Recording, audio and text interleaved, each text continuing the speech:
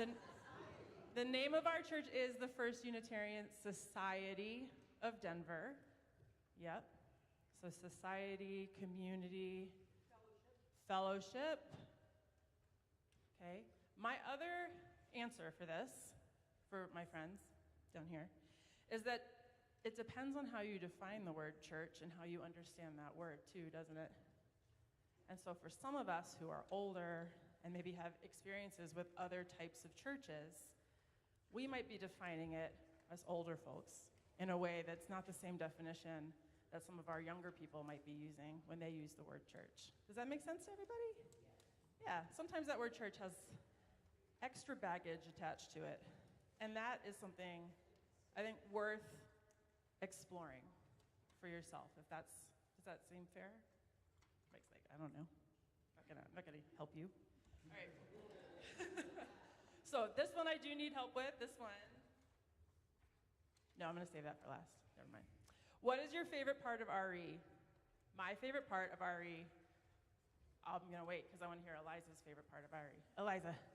My favorite part of RE is that we get to play. Get to play. Yes. Anybody else? Favorite parts of RE? I like telling stories because it teaches lessons. Like telling stories because it teaches lessons, and that's something we do upstairs in Spirit Play. Yeah? My favorite part of RE is watching our young kids become middle schoolers, become high schoolers, become young adults who then come back into our building to visit us or play music or they get married. Yeah, I've been doing this that long that somebody who was in youth group when I first started here is now married and working as a teacher, which I think is so cool. But that's my favorite part, is watching the humans who come in here as young people and become adults and parts of our community outside of this building. That's my favorite. Stu? Neighboring faiths. You're yelling neighboring faiths. So that's learning about comparative religions, and that's a curriculum that we did for a while, but we haven't done it here specifically for a while. We could have more conversations about that. But yeah, learning about neighboring faiths or doing some comparative religion is things that we've done in RE in the past. RE, say what RE is. RE, religious exploration. Other congregations define it as religious education. Across Unitarian Universalism, you know we don't all like to do everything the same, right? So there's lots of different names for our children's and youth program. Here we call it religious exploration, and so I always shorten it to RE. Yeah. All right, last one. How are we a vehicle for a just society? Here, Mike shifts in his chair. My answer, short, because we're not doing a whole sermon on this, and this is one that could feed a sermon. We have values in this community that we talk about, we explore together, no matter what our age is, and we take those out into the world and live them in our day-to-day lives through the choices that we make, the ways that we show up, the places that we show up, the ways that we spend our money. And this community becomes the touchstone that informs how we move in our world. And when we walk out of this building, I believe that we are justice makers outside of this building, but it starts here because we share values and we do deep dives into what our values are and how we can live them. Does anybody else want to try to answer that? Laughter. Do you want to add anything? That's a great answer. Cool. All right, that's all our questions today. If you have other questions, you can find the question box and add them in there. Please join me in singing our children out to their programming this morning.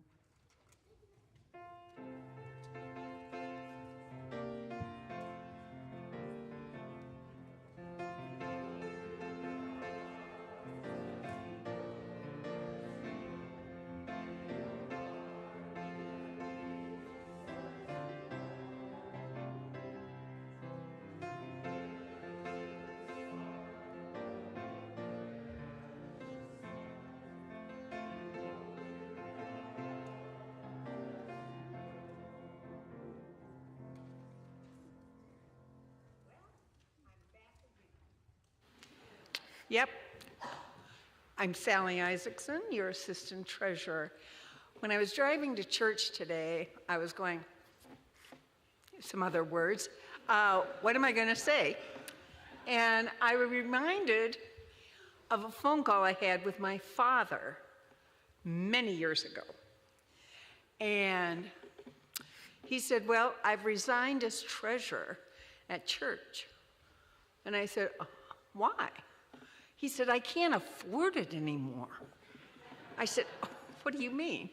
He says, well, the bills come in, and I start writing checks for the church, and I realize we don't have enough money to pay this.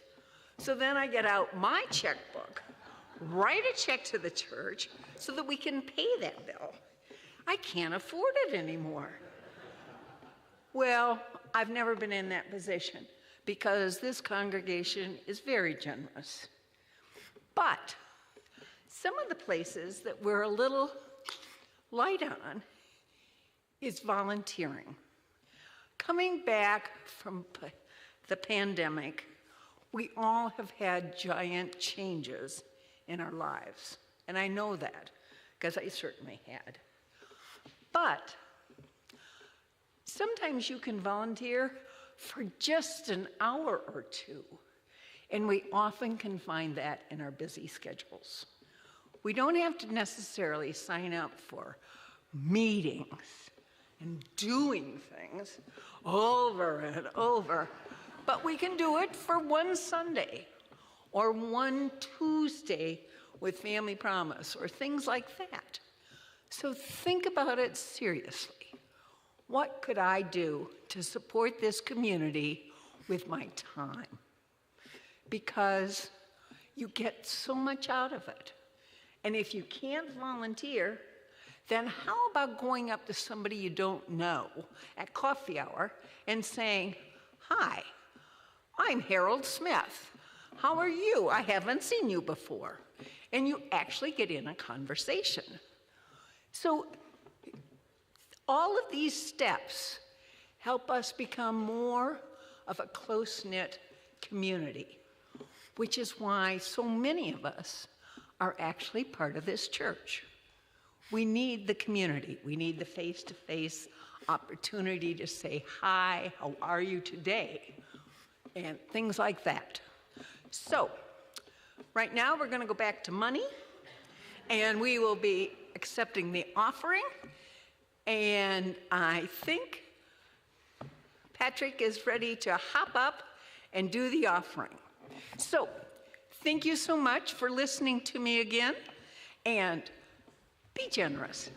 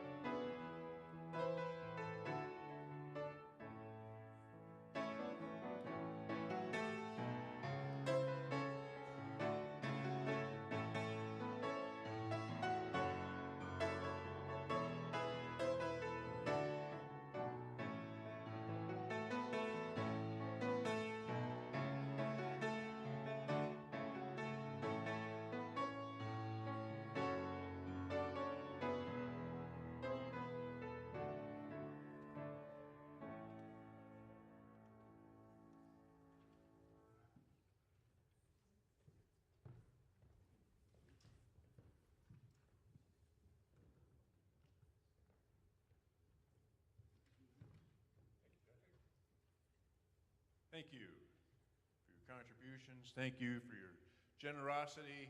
Your gifts freely given today are gratefully received. Thank you. I want to take just a moment and, as I like to do after receiving the offering every Sunday, I want to hold up one of our many unsung heroes, and he doesn't know I'm going to do this today, but I want to recognize Steve Smithers for a minute. So, yeah. Steve has done more around here than most people, and I mean for decades. Property Management Committee. Steve's one of those guys that will just show up with tools when something needs to be cleaned or a door needs to be fixed or a window adjusted or something like that. Last couple of years, he's been co-chairing the Stewardship Council, many other things. Thank you, Steve, for being a real trooper for our church.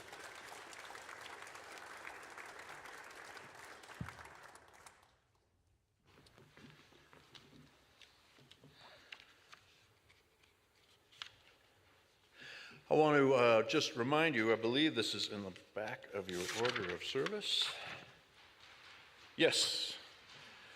We're going to be doing, usually on the first Sunday of every month, today it's on the second Sunday of the month, we're calling them Whole Soul Studios. It's going to be kind of like an in-service on a different topic every month, and you're all invited. Today is going to be on covenant, and we will be right here in this room at 12 o'clock.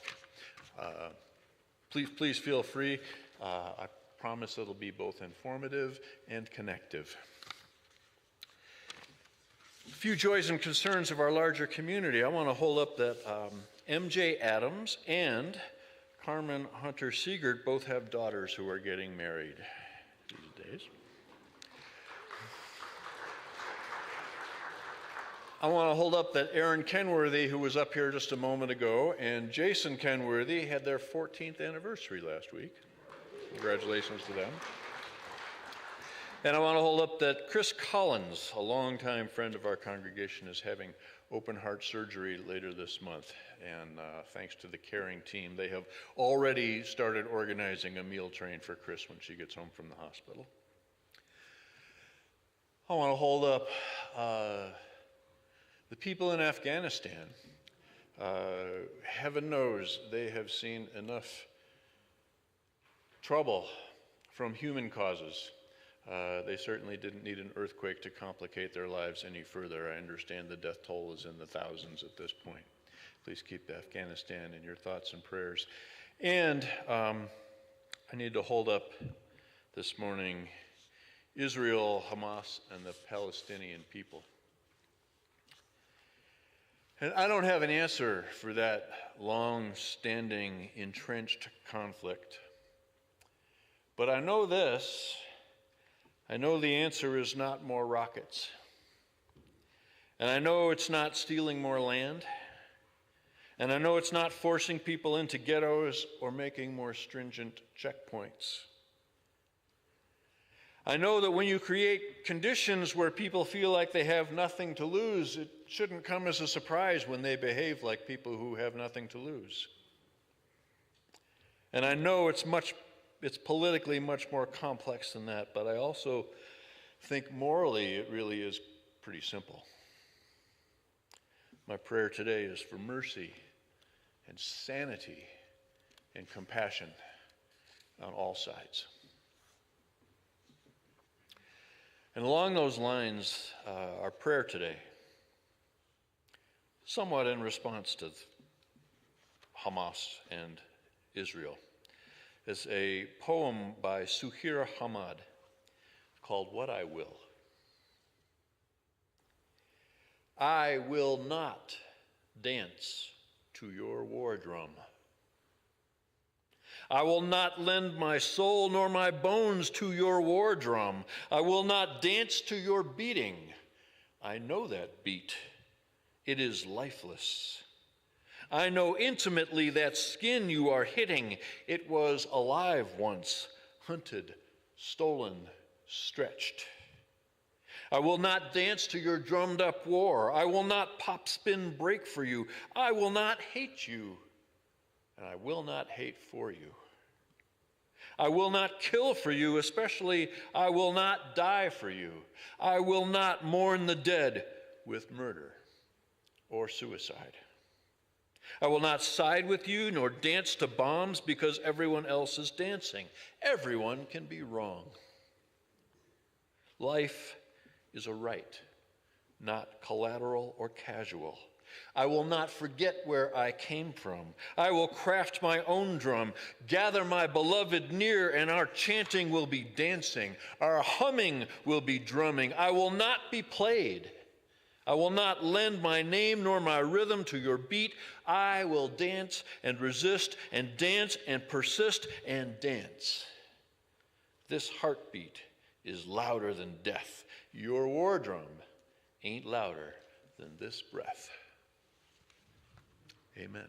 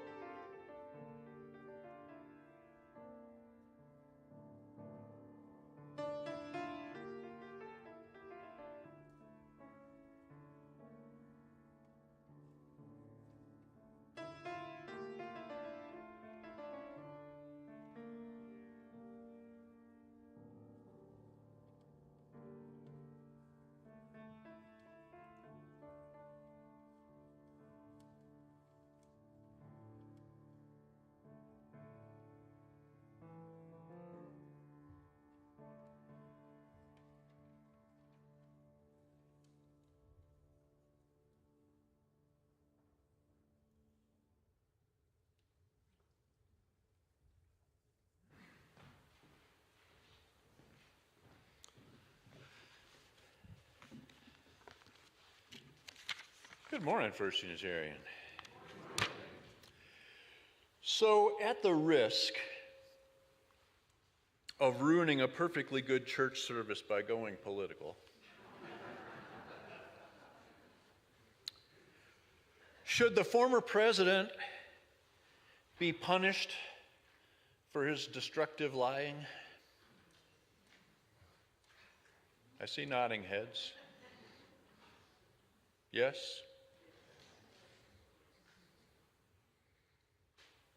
And I don't mean by just, the natural consequences of losing an election or earning the enmity of good people, but should the former president be legally, criminally punished for the lies? Should the sheer amount of damage that's caused by a lie, should that be a factor in whether or not a lie becomes criminal?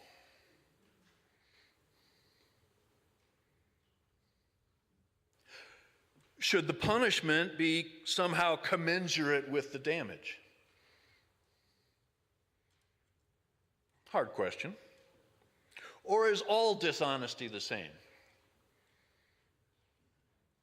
Clearly not. If the former president were to be punished for lying, what about all his sycophants in the right-wing news and media and in Congress? Are people who repeat the lies also liable?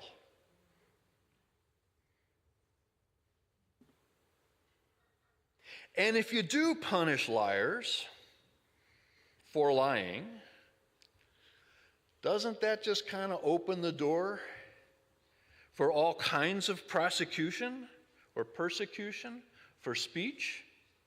Like just who gets to decide what's truthful, what's right, what's moral, what's acceptable speech? And just to be clear, in case you're not, lying is protected under the First Amendment. Quite thoroughly, well established by decades and decades of case law. It is perfectly legal to say or express just about anything you care to, truthful or not.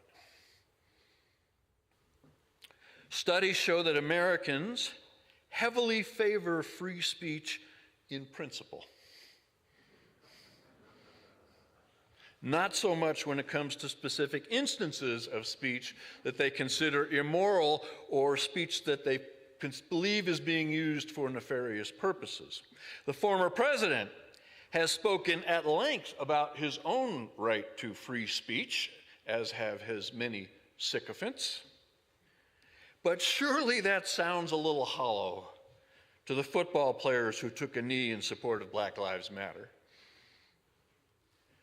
or to the many whistleblowers who testified at his impeachment hearings or at the hearings for the January 6th committee, or most anyone who speaks out directly against him.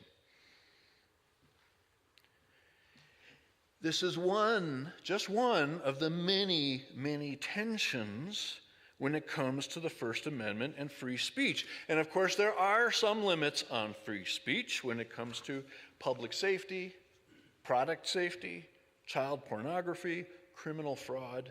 That trial's happening in New York right now, and many other situations. And, right, these are matters of life and death. This is not trivial stuff. The great Rabbi Abraham Heschel used to remind his congregation that the Holocaust did not begin with the building of camps or crematoria.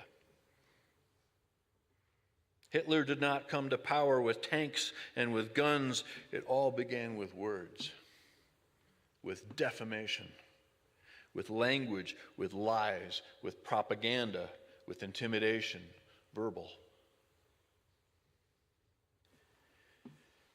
Now, don't get me wrong. I'm not saying the former president is like Hitler. I'm not saying that. I have read several biographies of Hitler, and in my opinion, the former president isn't nearly as smart or as hardworking.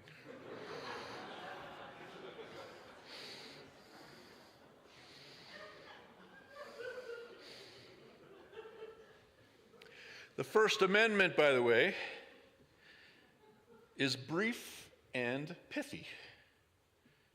Congress shall make no law respecting an establishment of religion or prohibiting the free exercise thereof, or abridging the freedom of speech or of the press, or of the right of the people to peaceably to assemble and to petition the government for a redress of grievances.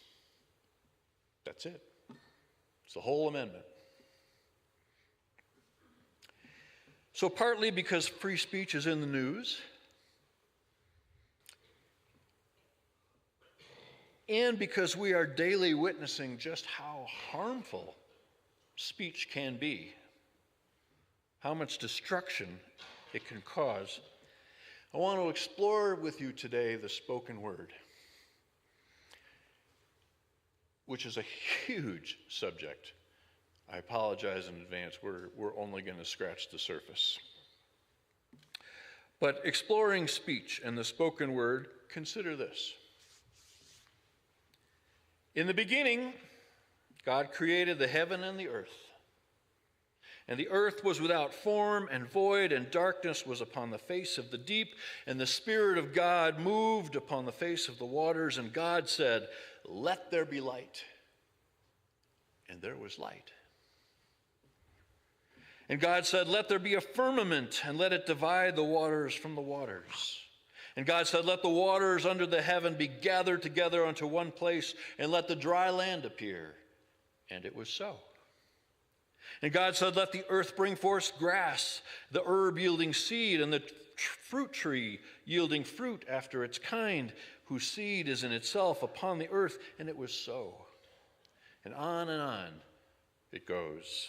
The fish in the ocean, the birds in the sky, the creeping things upon the earth, and lastly, Adam and Eve, all of our mythic ancestors, spoken into existence in the very image of God.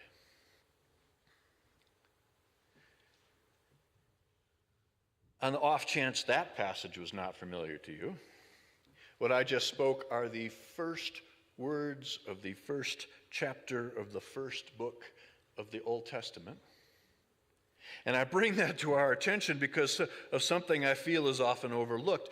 Notice that in that passage, God does not fabricate or conjure or manufacture or otherwise fashion the cosmos and the life within it. The mysterious divine literally speaks the cosmos and us into existence. Let there be light. And there was light. Just like that. This is just one example of the power of speech in that cosmic mythological sense. And it's a beauty of an example. It's no accident that a civilization that has that as its central creation myth also happens to have such an emphasis on language and words and abstractions. That's us. Our culture. And it's interesting that one of the central recurring myths, as far as I can tell, on every continent on the face of the earth, has to do with how people came to speak different languages. So they can't understand one another. In the Hebrew Bible, it's the Tower of Babel, right? Which God causes everyone to speak a different language so that they can't continue to build the tower. Native American myths accomplish this same thing with floods or fires that separate people into different geographies and languages. The Bantu people of Africa tell of a great famine that caused the original people to scatter from each other. And this caught my attention. Greek mythology includes Echo, a goddess who talks so incessantly that she is finally punished by the other gods, unable to speak her own words, only able to repeat what she has heard. A sexist myth, if I ever heard one. Amen? Words create worlds. As many poets, philosophers, and theologians have noted, which is demonstrably true, but not something we're typically aware of. One of the articles I read in preparation for today made the case that we are all artists, creating the world as we go, primarily using words. The words we use, the words we think, the words we internalize, the words we communicate. Here's a quote from that article. "The world you trot around in right now is the byproduct of the words you tell yourself and the ones others tell you. Of course, only one physical world exists, but not everyone sees the same world. The world Jesus saw was radically different than the Pharisees, for example. Hitler's world was radically different than Martin Luther King Jr.'s." Unquote. Kind of begs the question, what kind of world are you creating with your words that you speak, think, or communicate? And that brings up a point that I think is worth exploring a little more. Every linguist and philosopher knows that the definitions of words are not the same thing as the meaning of words. There are words that have deep meaning, but no meaningful definition. Love is a wonderful example. God, justice, hope, friendship, hatred, and so on, and so on. Even words for specific physical things with accepted definitions have vastly different meanings for different people. The ocean, for example, might conjure up for you images of beaches and sunsets and lazy summer days. For my father, who served in the South Pacific in World War II, the ocean was danger. Like submarines you could not see, hoping there wouldn't be engine trouble, feeling vulnerable and alone in a vast expanse, just a half an inch of steel between you and a very unpleasant death. Einstein once wrote, "Physical concepts are free creations of the human mind and are not, however it may seem, uniquely determined by the external world."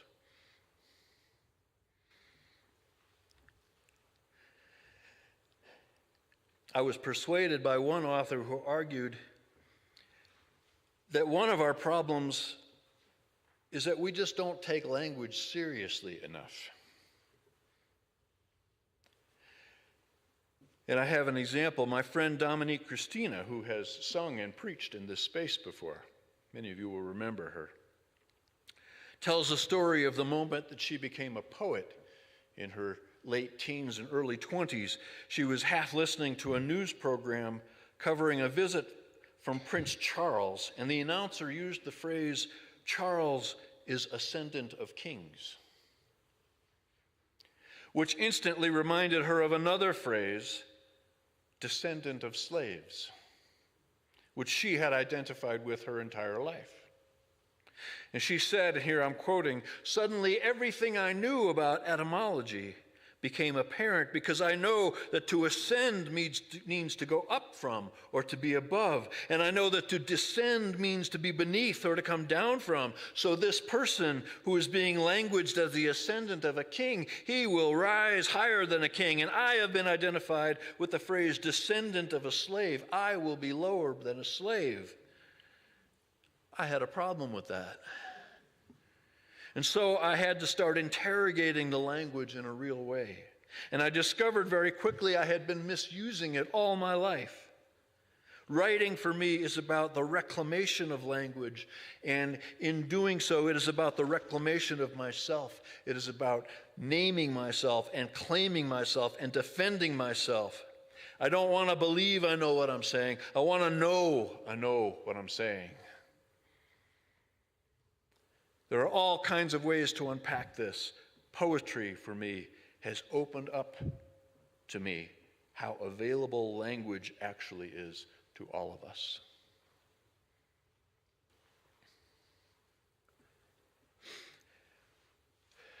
I think in this sermon it's important to note how harmful words can be personally, not just politically. That old saw about sticks and stones can break my bones, but names can never hurt me. Bullpucky. I am a generally pretty thick-skinned person, but I'll tell you that criticism from my wife can lay me low pretty quickly. We are all vulnerable to the people we love dearly. I think of all the people I've known who had some teacher or some relative or some parent tell them that they weren't good enough, or tell them that they couldn't do math, or tell them they had no musical talent or whatever, and they came to believe it. Or at least they never again explored that particular capacity. Got any of those out here? Sandy Parker told me a story the other day about going with a friend to a Catholic church when she was a girl. Her friend's parents were in the middle of a divorce, and when they arrived at the church, a nun asked Sandy if she was Catholic. Correct me if I get any part of this story wrong. And when she politely said no, the nun became angry and told her that she was the problem. It was her fault that her friend's parents were getting divorced. Sandy ran all the way home and felt terrible for days. Decades later, the hurt and anger from that one conversation are still powerful.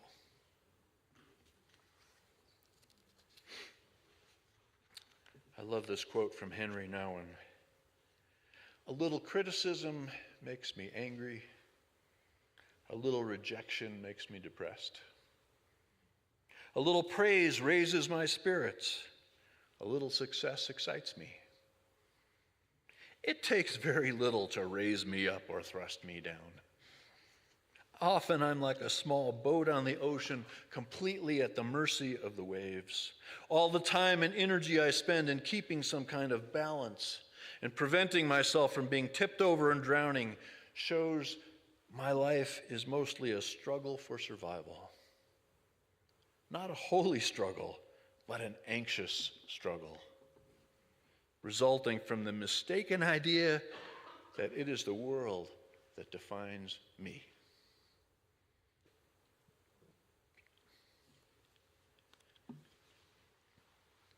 Mistaken idea or not,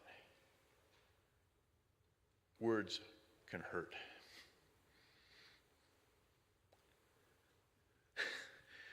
Which brings me back to the former president. Rebecca Solnit is a truth teller, and in her book, Call Them by Their True Names, she wrote this: if you boil the strange soup of contemporary right-wing ideology down to a sort of a Boolean cube, you find the idea that things are not connected to other things, that people are not connected to other people, and that they are all better off being unconnected.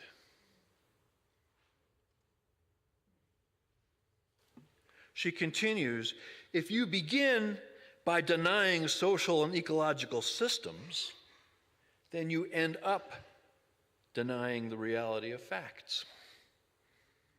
Physical reality and the record, regulated by the rules of evidence, truth, grammar, word meaning, and so forth, you deregulate meaning. And this is how the ideology of isolation becomes nihilism, trying to kill the planet and the most living things on it, and most of the living things on it, with the confidence born of total destruction.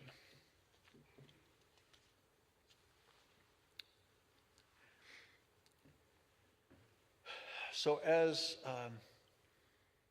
people of faith, as a community of faith that seeks to be and propagate a world of justice and peace, As a community in this tradition whose core propositions are that all souls are sacred and worthy, and there is a unity that makes us one, I think our role, our duty, in this larger drama of language and meaning is to speak the truth as well as much as we can. To call things by their true names. To speak always, or as much as possible, to speak of the connections, of the relationships, of the networks that comprise reality, the morality of inclusion, the immorality of isolation, linking flesh and spirit. Paula began our service today by quoting Reverend Dr. Rebecca Parker, one of my mentors from years ago, and I'm going to quote her some more because I can't say it any better. She said, "Such speaking has the power of resurrection in it. Ezekiel stood before the valley of the dry bones, and the Spirit asked him, 'Can these bones live?' Ezekiel said he didn't know. 'Speak to them, tell them to rise up.' So Ezekiel did, and the bones came together, and the breath of life came to them, and they lived." There is speaking that can do this. Bring the hidden, the fragmented, the discouraged, the violated, and the scattered together again. Be that voice. Use your voice. Speak of life in the places where life is obscured by fear or denied by violence. To the suffering, speak of comfort. To the fearful, speak of trust. To the isolated, speak of the abiding presence of love. To the overworked, speak of sufficiency and of rest. To those in denial, speak the truth in love. To those who violate life, speak the prophet's word. Call evil by its name. Use your voice. Use your voice to speak what you know of the way life is. Tell only the truth, and know that silence can be a screaming whale. Do not cover up or cover over. Let your speaking be a revelation, an uncovering, an opening to what is real. Protest what there is to protest. Grieve honestly what there is to grieve. Praise what there is to praise. This is my wish for all of us this morning. The gift of right speech and the company of others who love life and seek its salvation. Amen.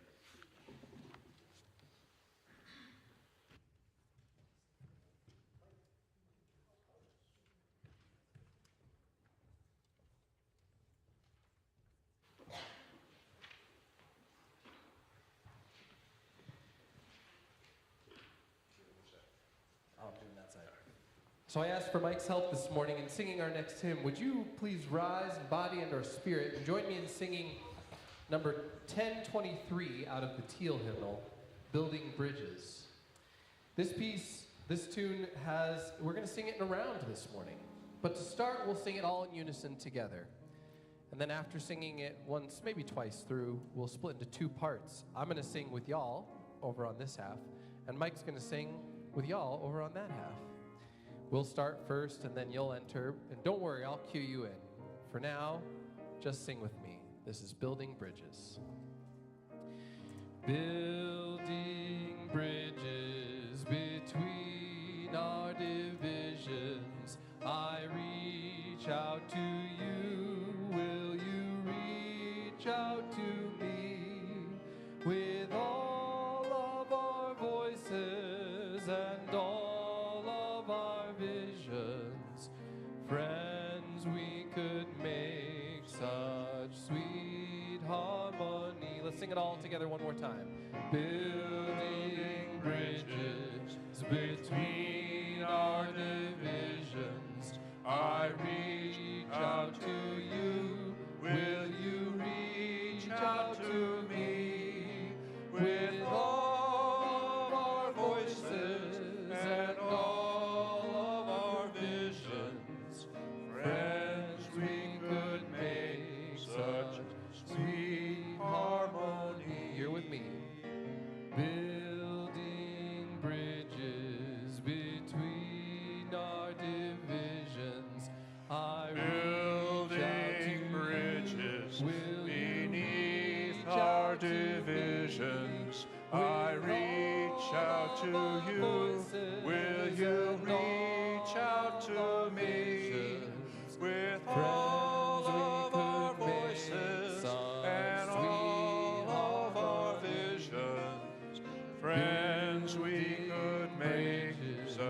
sweet harmony, building bridges between our divisions. I reach out to you. Will you reach out to me with all of our voices and all of our visions? One more time. Friends, we could make such sweet harmony, building bridges between our divisions. I reach out to you. Will you reach out to me with all of our voices and all our visions? Friends, we could make such sweet harmony. Please join me in singing our closing affirmation. Thanks, Mike.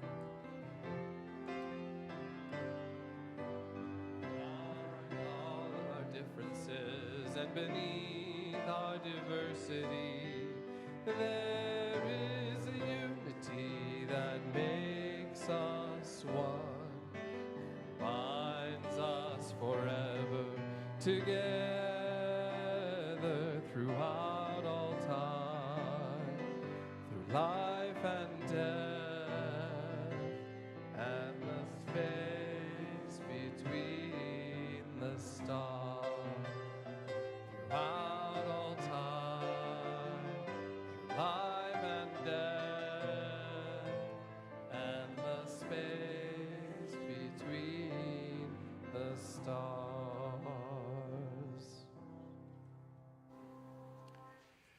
The Gospel of John begins, "In the beginning was the Word, and the Word was with God, and the Word was God, and in the beginning, He was in the beginning with God. All things were made through Him, and without Him not anything that was made." The teacher, scholar, and mystic Neil Douglas Klotz renders this differently from the original Aramaic. In the very beginningness was, is, and will be existing the word wisdom of the One, the ongoing word and sound, the message and conversation that has not stopped and has never started, because it is always now. Amen. Our service is ended. Go in peace.